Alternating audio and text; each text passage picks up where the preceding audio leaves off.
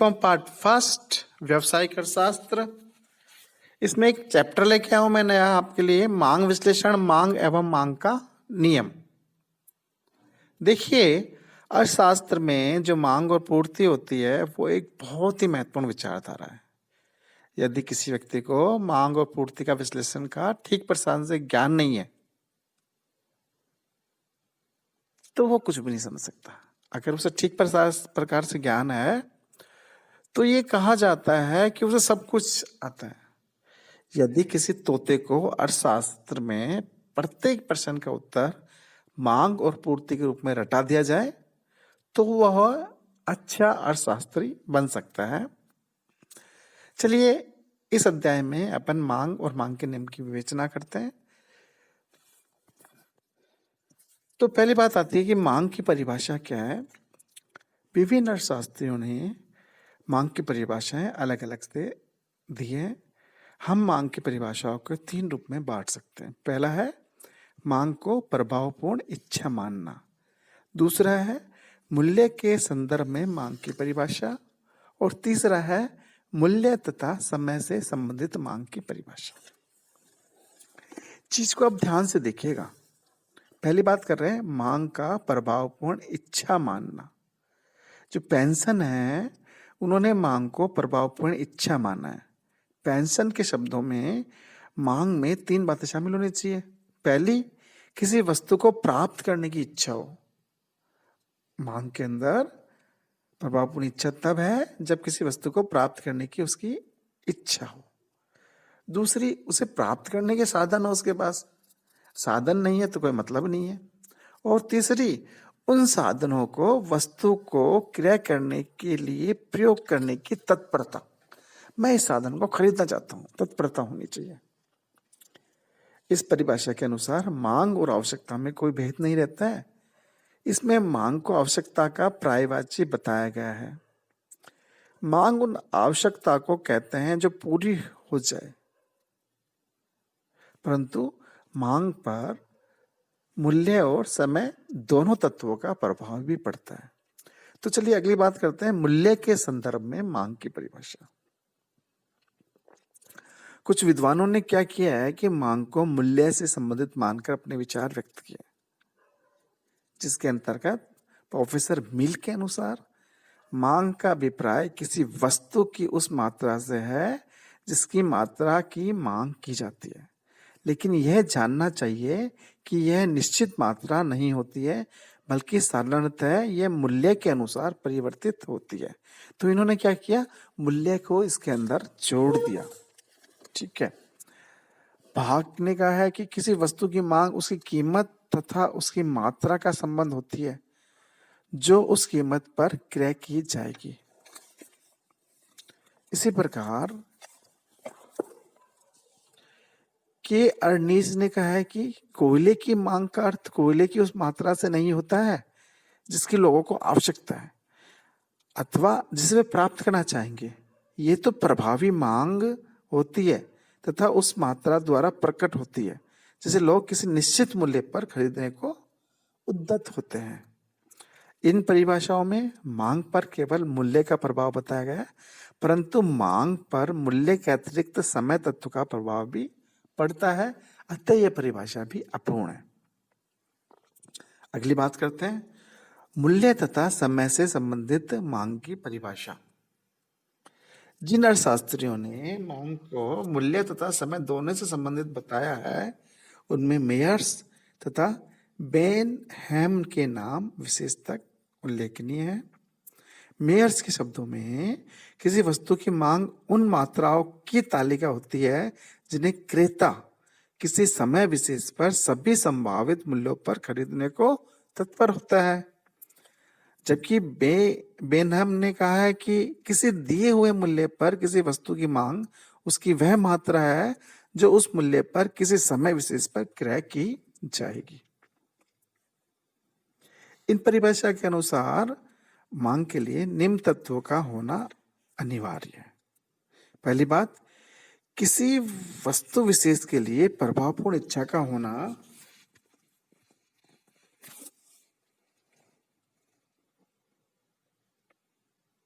अनिवार्य है। अर्थात किसी वस्तु को प्राप्त करने की इच्छा,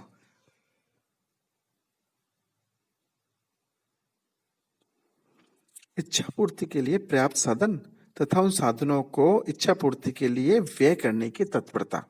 ठीक है, पहली बात हो गई। दूसरी बात थी किसी विशेष की, वस्तु विशेष की इच्छा कीमत विशेष से संबंधित होती है। तीसरी बात हो गई कि किसी विशेष वस्तु विशेष की मांग का संबंध एक निश्चित समय, निश्चित अवधि, प्रतिदिन, प्रति सप्ताह, प्रति मास, प्रति वर्ष आदि के साथ होता है। तो आपने महसूस किया कि तीनों परिभाषाएं हैं, तीनों ने अलग अलग कही है।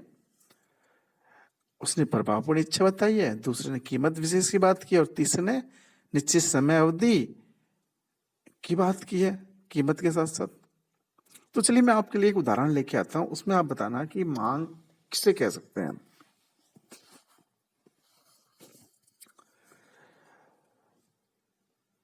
ए वस्तु की मांग 1000 इकाइयां है। एक नंबर पे मैंने बोला ए वस्तु की मांग 1000 इकाई है। 2 नंबर पे बोल रहा हूं मैं बी वस्तु की मांग 5 रुपए प्रति इकाई कीमत पर 1000 रुपए है। बी वस्तु की मांग 5 रुपए प्रति इकाई कीमत पर 1000 इकाइयां हैं।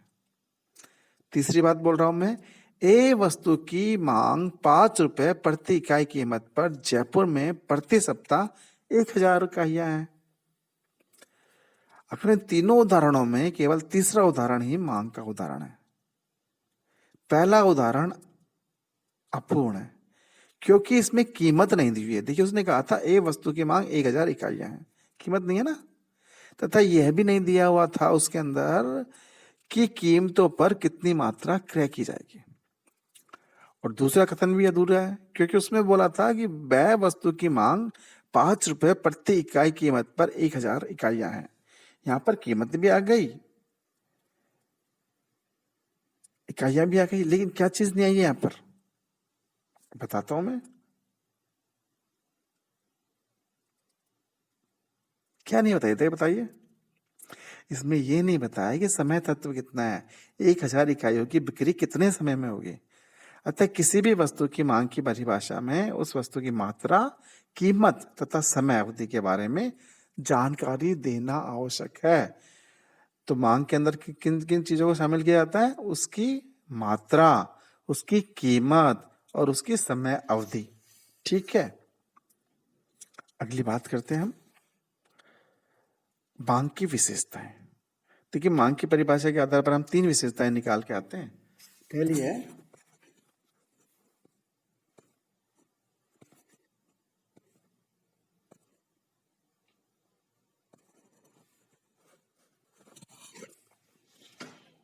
मांग की प्रभाव उत्पादक इच्छा होती है। प्रभाव उत्पादक इच्छा होती है, अतः आवश्यकता के समान ही मांग में भी किसी वस्तु की इच्छा, वस्तु को क्रय करने की क्षमता यानी साधन यानी पैसा, और इच्छा पूर्ति पर धन व्यय करने की तत्परता, तीनों होती है। मांग का संबंध समय से होता है, मांग का संबंध मूल्य से होता है। तो देखिए मनुष्य की आवश्यकता किसी वस्तु की कितनी भी हो, परंतु उसकी उस वस्तु की मांग पूर्णतः मूल्य पर आधारित होती है। अतः किसी वस्तु या सेवा की मांग उसके मूल्य के संदर्भ में व्यक्त की जाती है। मूल्यों में परिवर्तनों के अनुसार किसी वस्तु की क्रय की जाने वाली मात्रा या मांग बदलती रहती है।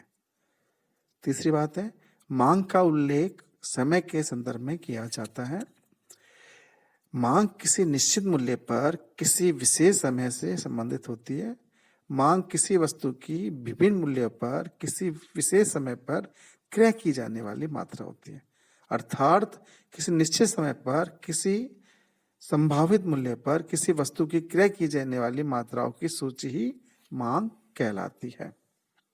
अगली बात करते हैं हम मांग का महत्व। संपूर्ण आर्थिक विकास की क्रिया का आधार ही मांग होता है। अतः मांग का आर्थिक, सामाजिक, राजनीतिक आदि सभी चीजों पर भारी महत्व है। मांग के महत्व का अध्ययन हम निम्न शीर्षकों के अंदर कर सकते हैं। उपभोग के क्षेत्र में मांग का महत्व, उत्पादक को लाभ, विनिमय के क्षेत्र में महत्व, वितरण के क्षेत्र में महत्व और राजस्व के क्षेत्र में महत्व, मांग के नियम तथा मांग की लोच का महत्व, धार्मिक, सांस्कृतिक और राजनीतिक दृष्टि से महत्व, ये हमें मांग का महत्व बताते हैं। तो हम डिटेल से बात करते हैं। उपभोग के क्षेत्र में महत्व। मांग का तात्पर्य उस सूची से है जो किसी वस्तु की किसी समय विभिन्न मूल्य पर की जाने वाली मात्रा को प्रदर्शित करती है। उपरोक्त इसी सूची के आधार पर उपभोग की जाने वाली विभिन्न वस्तुओं की मात्रा निर्धारित करती है। दूसरे शब्दों में हम कह सकते हैं कि सम सीमांत उपयोगिता नियम का लाभ उठाकर सीमित साधनों से अधिकतम संतुष्टि विभिन्न वस्तुओं की मांग के आधार पर प्राप्त करने में समर्थ होते हैं। उत्पादक को लाभ। समाज के विभिन्न वर्गों की विभिन्न वस्तुओं की मांग के आधार पर उत्पादक उत्पादन के स्वभाव, किस्म, मात्रा तथा उत्पादन के मूल्य के निर्धारण व यथा समय पर पूर्ति की मात्रा को नियंत्रित करके अपने लाभ को अधिकतम कर सकता है। एकाधिकारी को अपने लाभ को अधिकतम करने के लिए मांग के स्वभाव पर ध्यान रखना होता है। उत्पादन के साधनों की पूर्ति की मात्रा तथा उनका पारिश्रमिक उनकी मांगे जाने वाली मात्रा द्वारा प्रभावित होता है। जिन साधनों की जिस समय पर जितनी मांग जहां पर होती है वे साधन उसी प्रकार गतिशील होते हैं। साधन की मांग तथा उसके पारिश्रमिक में सीधा संबंध होता है। दूसरी ओर समाज की मांग व साधन की मांग में घनिष्ठ संबंध होता है। समाज की मांग में वृद्धि होने पर साधन की मात्रा में भी वृद्धि होगी। अगली बात करते हैं विनिमय के क्षेत्र में। मांगी जाने वाली मात्रा को ही विनिमय कहते हैं, अर्थात किसी वस्तु की जिस किस्म की जिस मात्रा की मांग होती है उसी का उत्पादन तथा क्रय विक्रय होता है। विनिमय के साधन या सहायक तत्व यथा मुद्रा, बैंकिंग, बीमा, परिवहन, संचार इत्यादि का विकास भी मांग द्वारा प्रभावित होता है। मांग में निरंतर वृद्धि ही विनिमय के क्षेत्र में विकास तथा आर्थिक जगत के विकास में सहायक सिद्ध होती है। मूल्य निर्धारण के सभी सिद्धांतों के प्रतिपादन का आधार भी मांग ही है।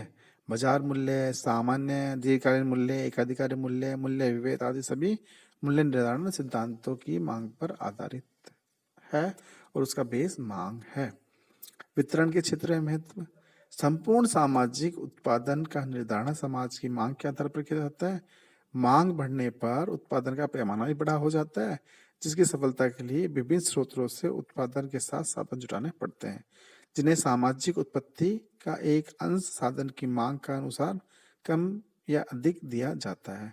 पूंजी प्रधान अर्थव्यवस्था में पूंजीगत साधनों की मांग अधिक होने के कारण ब्याज की दरें ऊंची बनी रहती है तथा दूसरी ओर श्रम प्रधान अर्थव्यवस्थाओं में श्रमिकों की मांग बढ़ने से मजदूर की दरों का ऊंचा होना स्वाभाविक है।